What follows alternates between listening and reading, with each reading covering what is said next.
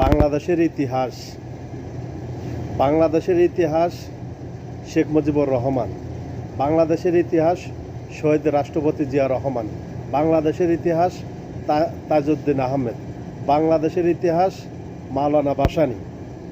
আজ এদেরকে যদি অপমান করা হয় তাহলে বাংলাদেশটাকে অপমান করা, বাংলাদেশটাকে কলঙ্কিত করা।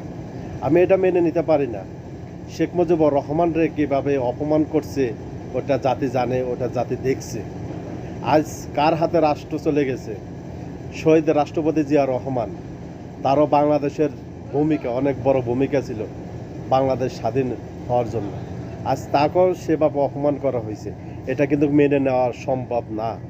আজ আপনারা যদি ঘরে বসে থাকেন, আপনারা যদি রাজাকারের বিরুদ্ধে যদি প্রতিবাদ যদি না করেন, তাহলে একদিন বুঝবেন আপনার ঘরে ঘরে ঢুকে মুক্তিযোদ্ধার পক্ষে কথা বললে আপনাকে হত্যা করবে।